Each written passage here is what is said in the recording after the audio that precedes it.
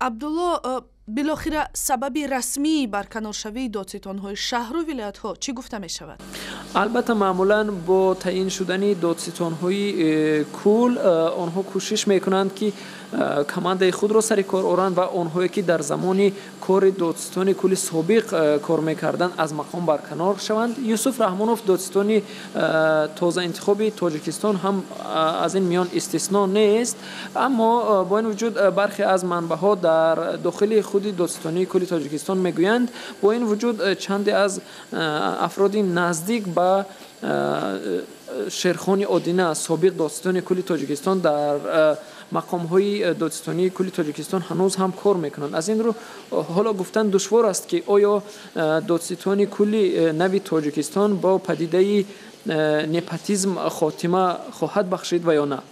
کارشناسان آیا چنین تصمیم خیلی جدی برکناری دادستان‌ها را با انتخاباتی در پیش ایستاده ربط می‌دهند؟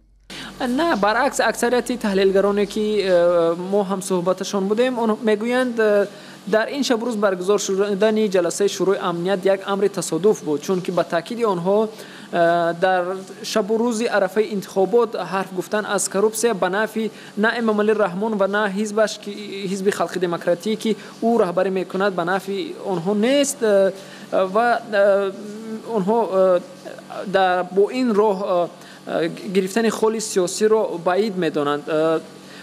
برخی از تحلیلگران میگویند سخنهای رئیس جمهور را در امر مبارزه با فساد خیلی صمیمی دریافتند، اما با این وجود میگویند در این جلسه مکانیزم های کارگر و یا ثمره بخش در امر مبارزه با فساد پیشنهاد نشد و میگویند شاید دادستان‌ها و دیگر مقام‌های نهادهای حفظ حقوق تاجیکستان احتمال است به زودی این دستورهای رئیس جمهور امام علی رحمان را فراموش سازند. نفرانی که از وظیفه گرفته شدند اعضای تیم شیرخان سلیمزاده سابق دادستان کل تاجیکستان هستند.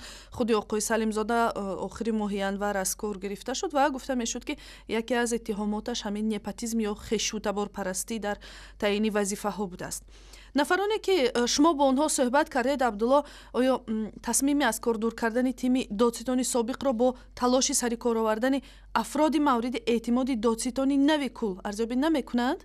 اصلا انگیزه برکناری دادستان‌ها این جلسه دیروزه شروع امنیت است که با رهبری رئیس جمهور امام علی رحمان برگزار شد. رئیس جمهور در این جلسه به تندی از شیوه کار مقامات حفظ حقوق از جمله کار دادستان‌ها انتقاد کرد و گفت که دلیل‌های در دست دارد که دادستان‌ها در امر مبارزه با فساد خلافکاری میکنن و از جمله یادآور شد که برخی از دادستان‌ها رئیسان ناحیه‌ها را حتی مجبور کردند که به نفع آنها قطعه‌های زمین جدا کنند و برخی از دادستان‌های دیگر افراد بیگناه را به خاطر باز نکردن پرونده به رشوت دادن مجبور کردند.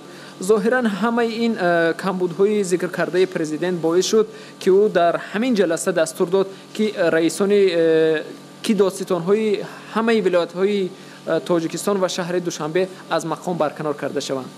تشکر. همکارم عبدالله اشور با ما از دوشنبه صحبت میکرد.